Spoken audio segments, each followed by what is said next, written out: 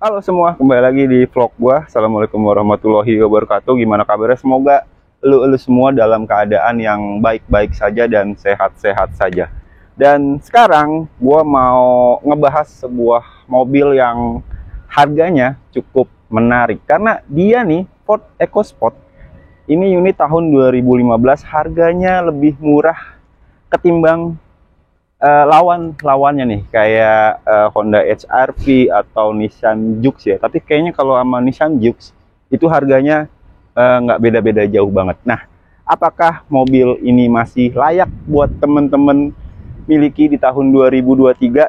Langsung kita bahas aja, nggak usah lama-lama. Yuk.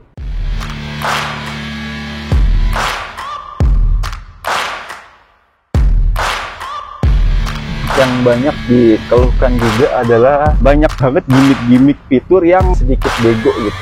Kayak bingung mau ini satu dua gitu. Ford EcoSport teman-teman.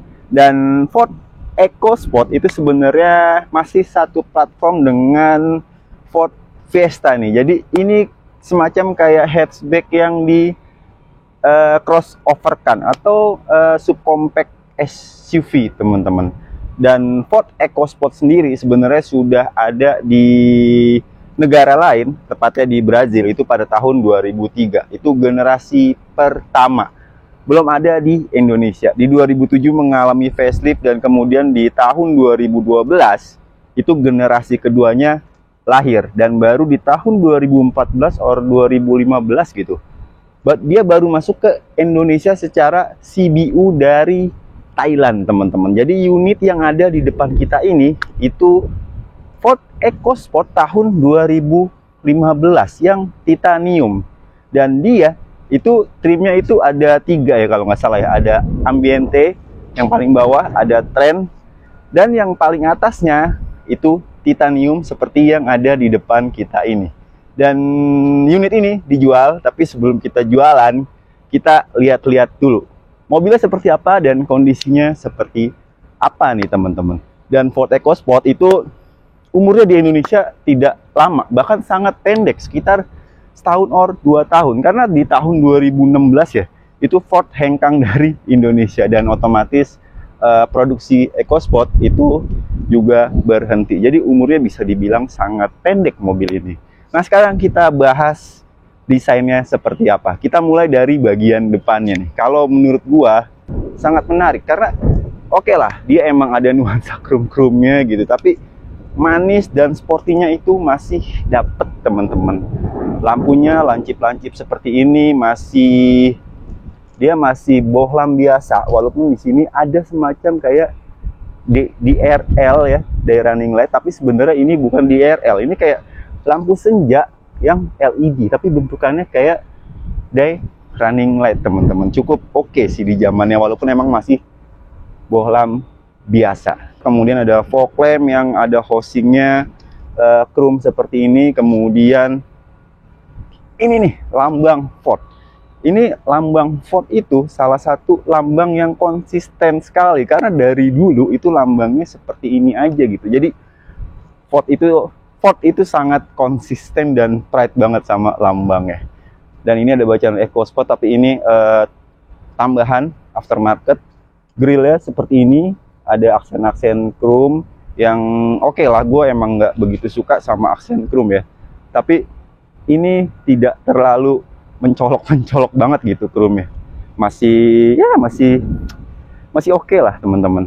Nah, itu bagian depannya yang intinya lu bisa ngerasain masih mirip-mirip dengan si Ford Fiesta teman-teman. Nah, itu bagian depannya. Sekarang kita move ke bagian samping. Yuk.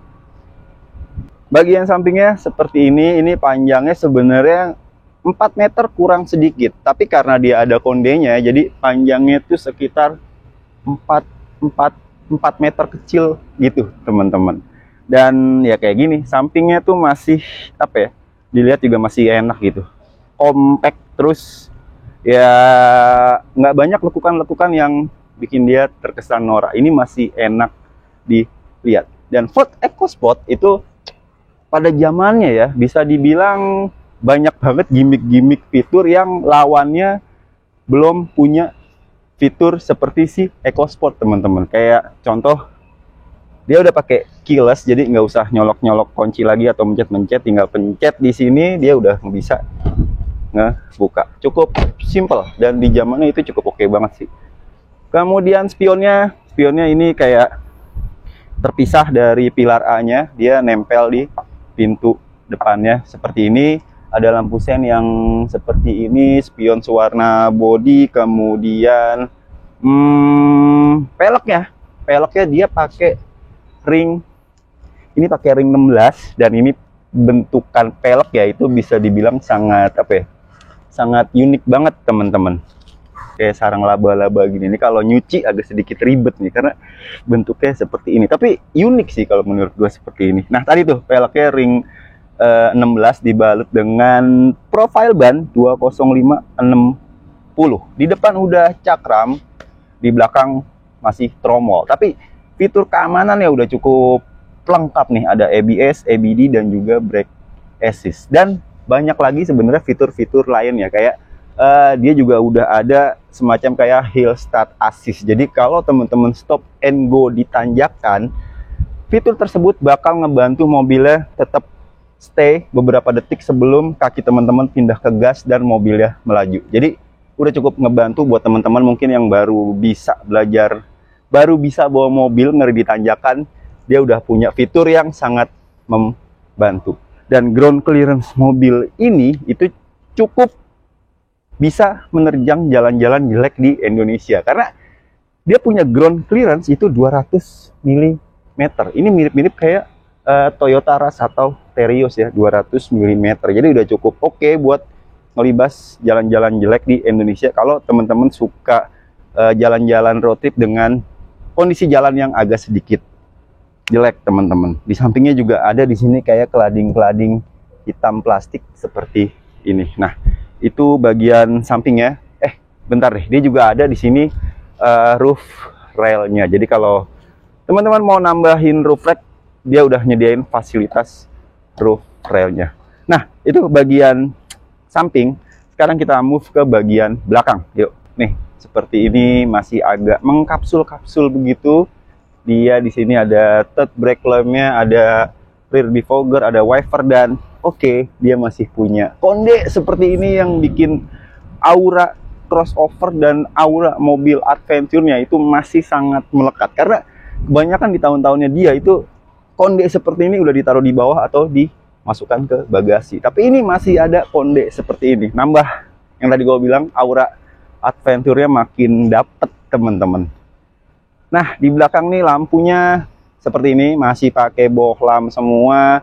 Dan di sini ada sensor parkir 1, 2, 3. Ada 4 sensor parkir. Kemudian ada reflektor 2 buah di kelading-kelading belakangnya seperti ini di bempernya. Dan ini pintunya, sebelumnya gue ngira tuh pintunya ngebukanya udah lifting ke atas, tapi ternyata masih ke samping. Dan ini sangat unik teman-teman karena dia ngebuka pintunya itu dari sini, dan handle pintunya buat ngebuka pintunya itu masih nyatu atau seperti nyatu ke bagian lampunya ini. Nah, ngebukanya tuh kalau mobil biasa itu dari kiri ke kanan, kalau ini tuh bentukannya seperti ini teman-teman. Tuh, ini kayak mobil setir kiri ngebukanya seperti ini. Tuh, bagasinya seperti ini, nggak bisa dibilang luas juga sih. Ini sedang-sedang aja sih. Dan dia di sini ada kayak jendelanya gitu. Dan ini bisa dilepas teman-teman. Tuh, ini bisa dilepas dan instalasinya ini bisa dibilang nggak begitu nyusahin. Nah, seperti ini, nggak bisa dibilang lega juga nih. Tapi kalau ini kurang, lo bisa ngelipet kursi bagian second row-nya itu kelipet gitu. Tapi ya nggak bisa juga rata lantai teman-teman. Itu yang menurut gue cukup disayangkan. Ada apa lagi sih di sini? Di sini ada Ada lampu di sini di bagian kanan, teman-teman. Itu aja di bagian bagasi dan eksterior ya. Tadi sekarang kita coba lihat bagian dalam ya seperti apa. Intinya bagian eksteriornya ini mobil masih cukup oke, teman-teman. Nanti kalau teman-teman minat bisa hubungin nomor di bawah ini. Tungguin ya, gue sebut harganya berapa. Yuk.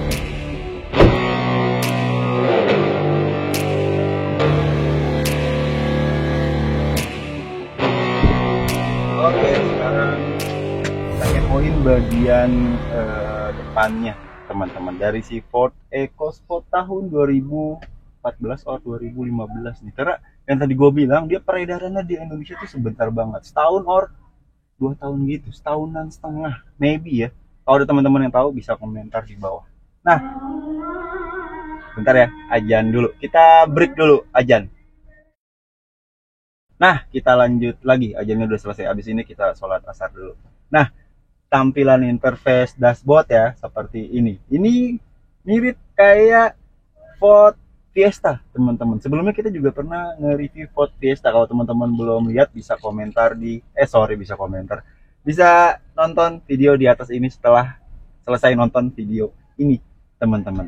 Nah, interface-nya seperti ini. Ini mirip kayak Fiesta, kemudian banyak tombol-tombol nih, teman-teman. Dan material dashboardnya itu emang mostly masih plastik-plastik seperti ini, teman-teman. Hampir semuanya masih plastik sampai ke door trimnya. Tapi nanti kita bahas door trimnya. Dan kita nyalain dulu deh, panas banget. Nah, untuk nyalain dia udah kilas, jadi tinggal pencet aja, mobilnya udah nyala, teman-teman. Nah, di tengah dari dashboard ya itu ada semacam dome begini, yang kalau lo lihat ke dalamnya itu ada layar yang berisi tentang berbagai menu dan juga fitur nih, teman-teman. Seperti coba kita lihat ya, di sini ada pengaturan untuk FM-nya di sini, kemudian ada pengaturan untuk beberapa entertainment ya, seperti CD, radio, synchronize media dan juga synchronize phone. Jadi dia nih itu udah bisa tersambung dengan perangkat telepon, teman-teman, untuk fitur-fitur kayak voice command ya, seperti SMS dan radio. Jadi udah cukup canggih pada zamannya, teman-teman. Ada apa lagi di sini? Tuh, synchronize phone, kemudian ada menu juga yang berisi synchronize setting, synchronize application, audio setting, vehicle setting. Tuh, yang di sini ada beberapa pengaturan untuk mengaktifkan atau menonaktifkan traction controlnya, dan juga rain sensor serta park lock control ya, teman-teman. Dan juga line change ins dan juga chimes. Cukup canggih di zamannya, teman-teman. Nah, itu beberapa informasi yang ada di dalam kayak domnya ini. Kemudian kita ke bawah lagi, di sini ada banyak sekali tombol-tombol nih, teman-teman. Kayak tombol CD, radio, aux, phone, dan juga menunya, teman-teman. Untuk volume di sini, kemudian di sini juga untuk mengunci atau membuka kunci dari pintunya. Ada tombol hazard di sini, dan AC-nya dia udah auto climate walaupun masih single zone, but oke. Dan di sini ada heater ya, teman-teman. Ada pengaturan untuk arah semburannya dan rear defoggernya maupun air circulation dari luar, teman-teman. Ini udah interface-nya cukup enak sih, AC-nya, teman-teman. Seperti ini.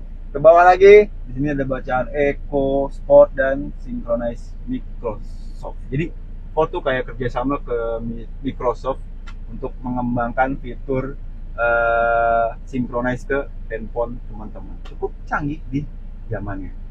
Kemudian tuas transmisi nih, dia kan Matic-nya ini sistemnya dual clutch transmission nih. Tuh, seperti ini. Dan ini 6 percepatan. Kemudian Matic-nya tuh emang banyak sekali yang bilang Matic-nya tuh bermasalah, teman-teman. Kalau ada teman-teman yang punya pengalaman dengan dual clutch transmission dari Ford EcoSport, bisa sharing di kolom komentar. Biar kita bisa berbagi dan sama-sama pinter nih, dan nambah literasi kita tentang kendaraan. Seperti ini Dia udah ada pengaturan untuk kayak triptoniknya nih, bisa manual juga teman-teman. Lanjut ke bawah, di sini ada soket untuk 12 volt, kemudian untuk colokan USB dan juga aux-nya, dan rem tangannya masih pakai otot seperti ini, which is gue lebih suka yang seperti ini, kerasa lebih laki gitu. Kemudian untuk naro-naro botol nih ada 2, dan di belakang untuk penumpang belakang ya ada 1 buah teman-teman. Joknya ini pengaturannya udah bisa reclining, head adjuster dan sliding, dan ini kulit, didudukin enak, rasa mixing antara empuk dan kerasnya tuh kerasa mantep gitu, enak didudukin. Ada jahit-jahitan merah seperti ini, dan gua rasa sih ini cukup enak gitu, didudukin. Enak sih ini joknya. Ruang penyimpanan lagi di sini juga ada, cukup luas, dan ini kayak 2 layer gitu, atas bawah, volumenya gede. Ini setirnya seperti ini, which is ini bentuk seperti ini juga ada di beberapa Ford lain ya teman-teman. Tuh ada tombol-tombol untuk pengaturan sistem entertainment dan juga telepon. Dan ini setirnya, dia pengaturannya cukup lengkap loh. Dia bisa tilting dan bisa teleskopik. Ini oke banget sih, bisa teleskopik, karena beberapa mobil gitu ya di kelasnya dia itu cuma menyediakan fitur tilting doang tapi nggak teleskopik. Tapi ini udah teleskopik, cukup oke, menarik. Kemudian kita lanjut lagi ke instrumen cluster speedometer. Di sini penunjuk putaran mesin masih analog, penunjuk kecepatan juga masih analog, dan fuel gauge-nya juga masih jarum-jaruman seperti ini, masih analog. Tapi di atasnya itu ada layar kecil berisi fuel consumption-nya, tapi di sini masih liter per 100. Ada juga penunjuk dari posisi tuas transmisi dan odometernya, dan juga outside temperatur teman-teman. Itu aja sih, masih cukup sederhana sih kalau di sektor cluster speedometernya. Dan ini sennya di sini nih, di kiri ya, sennya nggak di kanan kayak mobil-mobil Eropa nih, di kiri. Kalau Jepang kan di sini, mostly Jepang tuh sennya di sini, tapi ini di sini. Yang tadi gue bilang juga, di sini dia udah keyless, tinggal pencet aja, mesinnya nyala, udah push start stop engine button. Kemudian lanjut sun visor, di sini udah ada kaca tapi belum ada lampu. Di bagian pengemudi udah ada kaca dan juga udah ada lampunya. Nice, tempat naruh kacamata, kemudian lampu baca yang masih kuning seperti ini, dan so pasti ada ini yang cukup oke di zamannya. Ada sunroofnya seperti ini, mantap. Tuh, bisa buat kampanye nih mobil ya. Udah bisa keluar. Halo, rakyat. Enggak, bercanda. Yang jujur ya pemilunya. Lanjut lagi, kita bahas mobil aja, nggak usah politik ya. Lanjut lagi, door trimnya. Ini door trimnya yang tadi gue bilang masih plastik seperti ini, tapi di sini ada empuk-empukannya yang untuk bersanggah teman-teman. Di side pocket ya, di door trimnya bisa naruh 1 botol, tapi ini ruangannya cukup luas dan ini kayak menjorong ke dalam seperti ini teman-teman. Terus di sini untuk pengaturan electric mirrornya, walaupun dia belum electric folding ya, atau auto folding, masih manual, tapi minimalnya udah electric mirror, udah cukup oke teman-teman. Sip, itu aja kayaknya di bagian depan. Sekarang kita move ke bagian belakang. Sebentar, di sini juga ada ruang penyimpanan buat naro-naro sepatu kali ya. Ada ruang penyimpanan yang ada bagiannya maksimal 1 kilogram buat naruh sepatu atau naruh handphone atau naruh rahasia-rahasia. Bisa di bagian sini. Sip, itu bagian depan. Sekarang kita move ke bagian tengah. Yuk.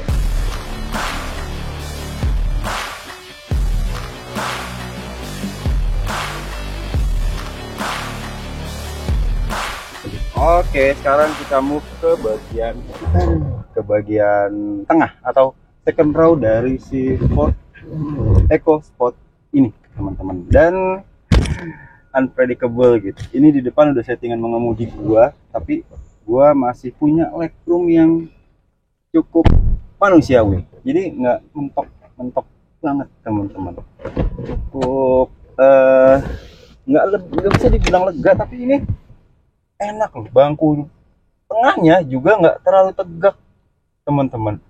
Sudut kemiringannya tuh terasa pas. Jadi gue bisa merekomendasikan atau bilang kalau di bagian tengah ini si Ford EcoSport itu cukup nyaman. Kalau lu dewasa dan lu terpaksa duduk di bagian belakang dan pergi jauh, ini masih cukup manusiawi sih. Nggak lega tapi cukup teman-teman. Begitu sih. Ya di sini walaupun sayangnya ya dia nggak ada headrestnya. Kalau ini ada headrestnya mungkin akan lebih terasa nyaman teman-teman. Dan ini bangku tengahnya itu bisa di reclining sampai segini. Ya nggak banyak tapi ini menurut gua udah cukup sih teman-teman.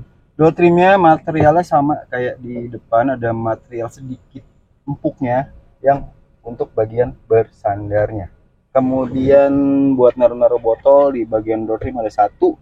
Kemudian di sini juga ada satu teman-teman. Nah itu sih. Ada apa lagi di sini? Di sini ini yang cukup lucu sih sebenarnya. Kalau biasanya ya power outlet ditaruh di sini, ini ditaruhnya di sini. Mungkin biar lebih gampang nyoloknya kali ya. Kalau kita duduk di sini nyari ke situ kan agak butuh effort.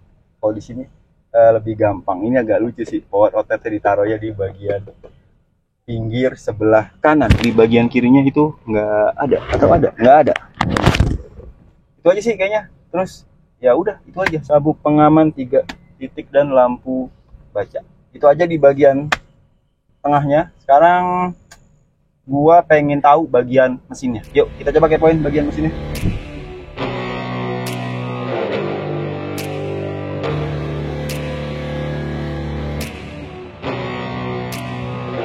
Nah ini bagian mesinnya seperti ini, engine bay-nya seperti ini. Dia punya kapasitas 1500 cc, 16 valve DOHC, dan tenaga mesin ini itu bisa menghasilkan tenaga sekitar 110 HP dan torsinya itu kalau nggak salah sih 142 Nm. Tapi nanti kita coba teman-teman. Dan tenaga itu disalurkan ke transmisi dual clutch transmission ke penggerak roda depan. Artinya mobil ini berpenggerak roda depan. Walaupun di luar itu ada versi yang all wheel drive, tapi yang masuk ke Indonesia itu front wheel drive. Tapi kebanyakan kalau nggak salah si EcoSport ini itu berpenggerak roda depan teman-teman. Nah kayak gini layout dari mesinnya, dia posisinya agak ke bawah sedikit ya.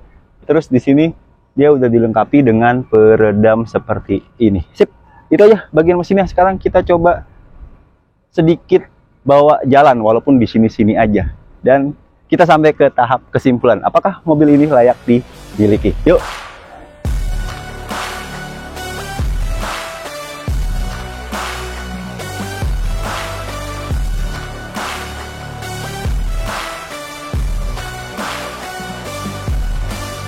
Nah, sekarang kita sampai ke tahap kesimpulan teman-teman. Kesimpulannya mobil ini dijual Ford EcoSport tipe titanium tahun 2014 akhir ya, 2015 ini sebenarnya. Dan harganya 129 juta. Jadi kalau ada teman-teman yang mau nanya-nanya atau berminat sama mobil ini bisa hubungi nomor di bawah ini dan di follow Instagram ini. Nah sekarang kita cobain di sekitaran sini aja.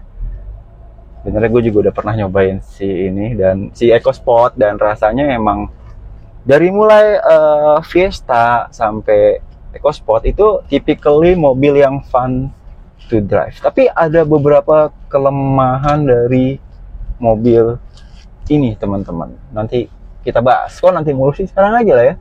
Kelemahannya salah satunya adalah yang banyak dikeluhkan juga adalah soal transmisinya.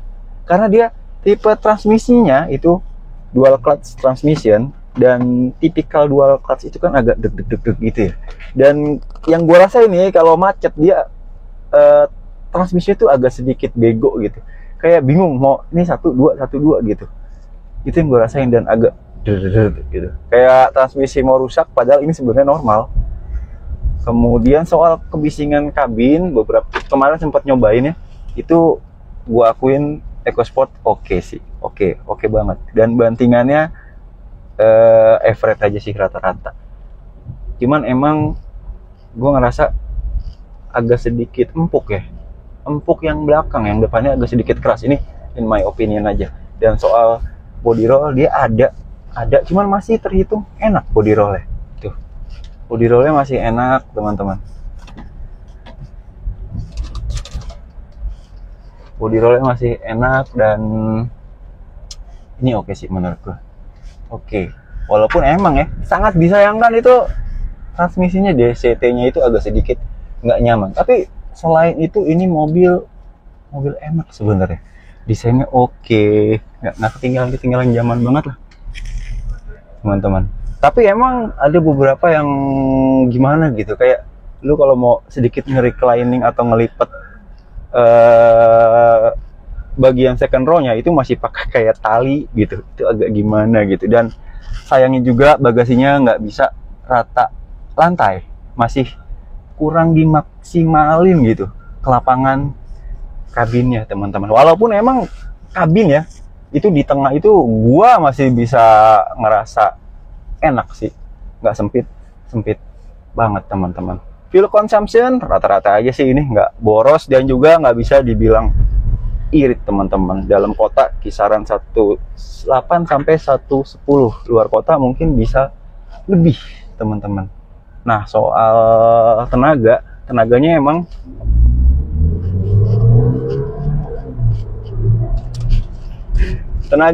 dia tipikalnya mobil high rev ya, tipikal mobil yang tenaganya keluarnya di atas. Ini di sekitar 3.500 atau 4.000 dia baru kerasa tuh enaknya. Kalau di tenaga bawah itu emang agak-agak kurang enak gitu, kurang nendang. Tapi pas di 4.000 itu tenaga serasa maksimal banget keluarnya, gitu. Itu sih teman-teman. Terus ini mobil juga tuh agak deret gitu. Walaupun ini transmisinya normal, tapi nggak tahu ya, itu yang bikin nggak nyaman sih. Dan DCT ini salah satu momok yang bisa dibilang menakutkan untuk si Ford EcoSport. Makanya kalau teman-teman mau nyari itu wajib banget bawa temen yang ngerti gitu. Jangan pas udah beli nanti keluar duit banyak teman-teman. Itu aja sih. Enak sih overall, ini mobil enak. Dan untuk visibility ini juga enak banget kok. Ini filar A-nya nggak, kalau gue sih nggak ganggu ya. Cuman kalau ngelihat ke belakang itu emang kacanya kan sempit ya, jadi ngeliat spion ke belakang ini agak kurang teman-teman. Itu aja sih. Dan gue ngerasa remnya tuh agak dalam ya, harus nginjek dalam, pakem remnya, cuman harus nginjek lebih dalam gitu. Itu aja kayaknya vlog kali ini. Udah sore dan gue ada urusan lain nih. Kalau ada teman-teman nih yang lebih paham tentang EcoSport, bisa sharing pengetahuannya di kolom komentar nih, biar kita bisa belajar bareng dan sama-sama pinter. Itu aja kayaknya. Jangan lupa ya, kalau tertarik dengan mobil ini bisa hubungi nomor di bawah ini dan di follow Instagramnya. Sip, sampai ketemu di vlog. Sebentar nih kayak begini ya. Ini dia punya yang namanya Hill Start Assist. Kita berhenti, dia punya waktu beberapa detik. Tuh, 1, 2, 3, tuh 3 detik sampai 4 detik dia turun. Jadi ada space, ada waktu jeda dia berhentiin mobilnya sampai dia turun untuk teman-teman mindahin kaki dari rem ke gas. Oke deh, sampai di situ aja vlog gua kali ini. Semoga teman-teman dalam keadaan sehat selalu dan dimudahkan rezekinya, dan apapun kendaraan yang teman-teman inginkan bisa tercapai. Oke, see you. Assalamualaikum warahmatullahi wabarakatuh. Sehat-sehat selalu.